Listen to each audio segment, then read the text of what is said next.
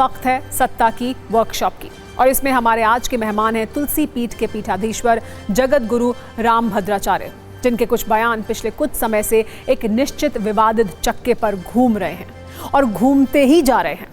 इन विवादित बयानों की सप्लाई इतनी ज्यादा है कि आज हमें उन्हें सत्ता की वर्कशॉप में मेहमान बनाना पड़ा है। इसीलिए सबसे पहले सत्ता की वर्कशॉप में आइए चलते हैं और बात करते हैं जगत गुरु रामभद्राचार्य द्वारा दिए गए उन बयानों की जो उन्होंने हाल के दिनों में दिए हैं।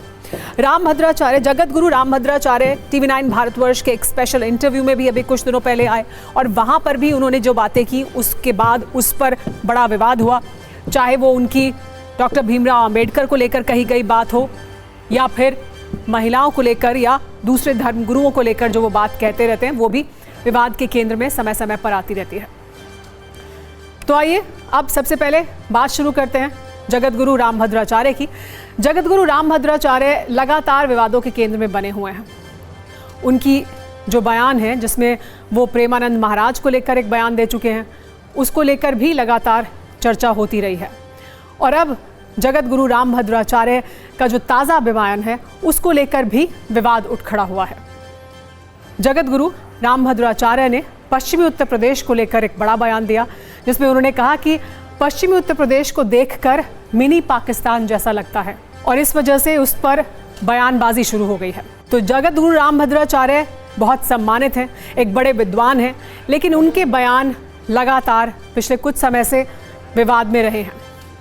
जगत गुरु रामभद्राचार्य संस्कृत, हिंदी, अवधी, मैथिली समेत 20 से अधिक भाषाओं में पारंगत हैं। उन्होंने रामचरितमानस का कंठस्थ पाठ बिना किसी पुस्तक की सहायता से किया है। राम मंदिर पर सुप्रीम कोर्ट में उनकी कुछ गवाही काफी अहम मानी गई थी।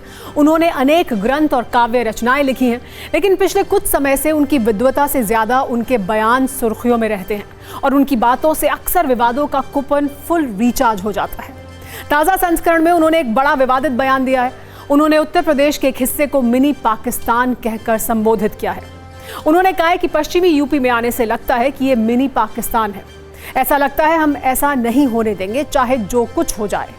उनके इस बयान पर विवाद हो गया है। देश के एक हिस्से की तुलना पाकिस्तान से करने पर ज्यादातर विपक्षी दल के नेता और मौलाना नाराज हैं।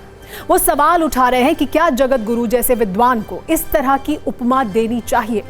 आखिर ये जगत गुरु कहे जाने वाले व्यक्ति का बयान कैसे हो सकता है? अगर कोई कम पढ़ा लिखा युद्ध उन्मादी या धर्मांध व्यक्ति ऐसा कहे तो समझ आता है, लेकिन जगत गुरु किसी एक इलाके में एक धर्म विशेष की संख्या ज्यादा होने पर उसे मिनी पाकिस्तान कहें, यह उचित नहीं है।